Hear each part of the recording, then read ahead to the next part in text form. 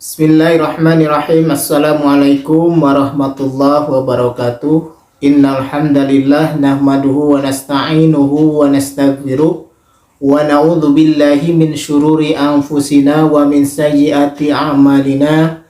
May yahdihillahu fala mudhillalah wa may yudlil fala hadiyalah. Asyhadu an la ilaha illallah wahdahu la syarikalah wa ashhadu anna Muhammadan abduhu wa rasuluh alladzi la nabiyya ba'dah. Qala Allah ta'ala fil Qur'anil Karim, a'udzu billahi minasy syaithanir rajim. Bismillahirrahmanirrahim. Inna anzalnahu fi lailatul qadr wa ma adraka ma lailatul qadr. Lailatul qadri khairum min alfi syahr. Tanazzalul malaikatu warruhu fiha biidzni rabbihim min kulli amr. Salamun hiya hatta matla'il fajr. Shadaqallahul adzim. Alhamdulillah, pada kesempatan kali ini saya bisa kembali hadir menjumpai ikhwatul iman dimanapun berada. Mudah-mudahan pada kesempatan kali ini kita sama-sama selalu ada dalam kesehatan, lindungan Allah Subhanahu wa Ta'ala, dimudahkan, dilancarkan segala urusan kita masing-masing. Pada kesempatan kali ini saya ingin menyampaikan satu buah materi yang berkenaan dengan Lailatul Qadar, yakni 3 makna Lailatul Qadar. Ya. Di dalam surat Al-Qadar sendiri disebutkan tentang masalah Lailatul Qadar ini. Lailatul Qadar memiliki 3 makna. Makna yang pertama, Lailatul Qadar itu adalah malam kemuliaan. Jadi Lailatul Qadar itu artinya malam kemuliaan. Ini karena berkaitan dengan diturunkannya Al-Quran pada malam itu. Sebagaimana dalam surat Al-Baqarah ayat 185, Syahrul Ramadan alladzi unzila fihil Qur'anu hudal linnas. Pada bulan Ramadan diturunkannya Al-Quran sebagai petunjuk bagi manusia. Bahkan di dalam surat Al-Qadar sendiri ayat pertama Allah mengatakan inna anzalnahu fi lailatul qadar. Sesungguhnya kami telah menurunkannya, menurunkan Al-Quran pada malam Lailatul Qadar. Maka berkaitan dengan Al-Quran, Lailatul Qadar ini disebut malam kemuliaan karena berkaitan dengan diturunkannya Al-Quran dari Lauhul Mahfuz ke Baitul Izzah atau ke langit dunia. Itu adalah terjadi pada bulan Ramadan.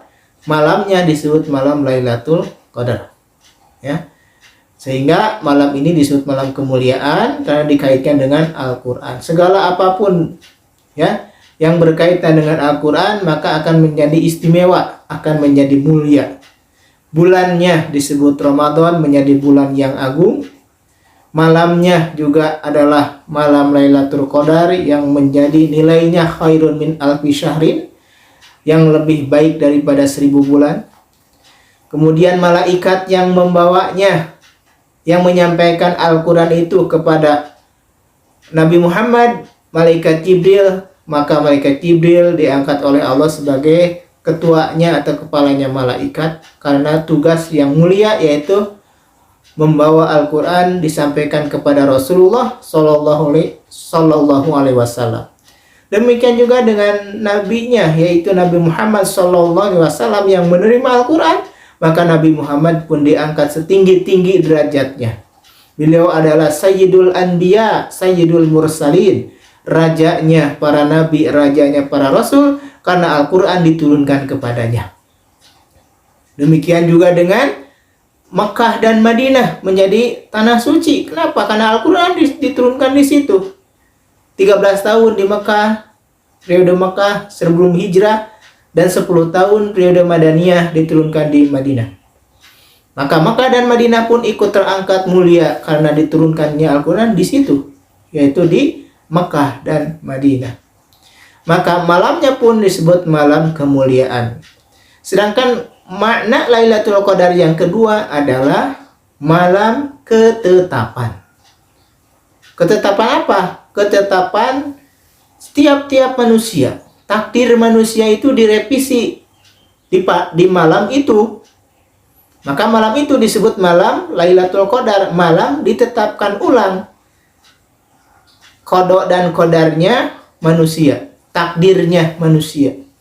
Yang awalnya Allah tetapkan permulaannya ketika di dalam rahim ibunya, ketika usia 44 bulan, di situ ditetapkan bagaimana rezekinya, bagaimana selamat sehatnya, bagaimana juga jodohnya, gitu ya. Maka di antara takdir itu ada takdir mu'allaq, ada takdir mubrom. Ada takdir yang bisa berubah dengan doa dan ikhtiar, ada juga takdir yang tidak bisa dirubah. Salah satu takdir mu'allaq, takdir yang bisa berubah adalah keselamatan, kesehatan, gitu ya, rezeki, itu bisa berubah. Maka di tiap-tiap tahun itu takdir seseorang itu akan dirubah di malam Lailatul Qadar itu. Makanya dalil yang mengatakan bahwa takdir Allah yang bisa berubah itu adalah surat Ar-Ra'd, ya, ayat 13 kalau tidak salah. A'udzubillahi minasyaitonirrajim. Bismillahirrahmanirrahim. Innallaha la yughayyiru ma biqaumin hatta yughayyiru ma bi anfusihim. Sesungguhnya Allah tidak akan merubah ketetapan atau merubah takdir suatu kaum atau seseorang sampai orang atau kaum itu sendiri yang mau merubah dirinya. Berarti takdir itu bisa berubah, seperti kesehatan, keselamatan, rezeki.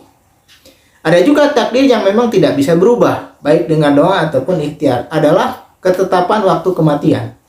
Itu tidak bisa berubah, ya.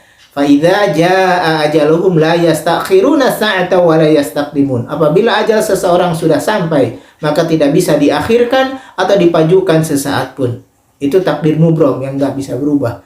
Maka di malam Lailatul Qadar itu Allah merevisi ulang takdir manusia itu di malam itu, sehingga takdir mu'allaq yang bisa berubah. Maka kalau orangnya itu mau merubah dirinya dengan ikhtiar dan doa, maka bisa berubah. Maka dirubahnya revisi takdir itu yaitu pada malam Lailatul Qadar. Maka malam Lailatul Qadar makna yang kedua adalah malam ketetapan. Yang terakhir, makna yang ketiga Lailatul Qadar itu adalah makna malam sempit. Kenapa disebut malam yang sempit? Sebagaimana di dalam surat Al-Qur'an disebutkan, tanazzalul malaikatu warruhu fiha bi'idni rabbihim min kulli amr. Salamun hiya hatta matla'il fajr. Karena pada malam itu para malaikat turun ke bumi. Ya, malaikat rahmat turun ke bumi, bahkan ar-ruh yaitu malaikat Jibril pun turun ke bumi.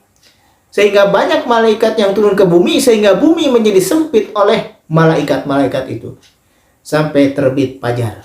Maka malam itu disebut malam sempit karena malaikat yang turun dari langit ke bumi memenuhi bumi ini, sehingga bumi ini sempit oleh para malaikat. Maka malam itu disebut malam yang sempit. Inilah tiga makna dari makna Lailatul Qadar: malam kemuliaan, malam ketetapan, dan malam yang sempit. Mudah-mudahan apa yang telah saya sampaikan meskipun singkat ini bisa memberikan manfaat maslahat kepada kita semua, ikhwatul iman dimanapun berada.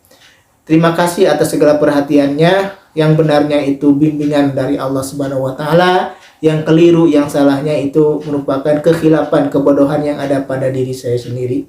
Billahi fi sabilil haq. Assalamualaikum warahmatullahi wabarakatuh.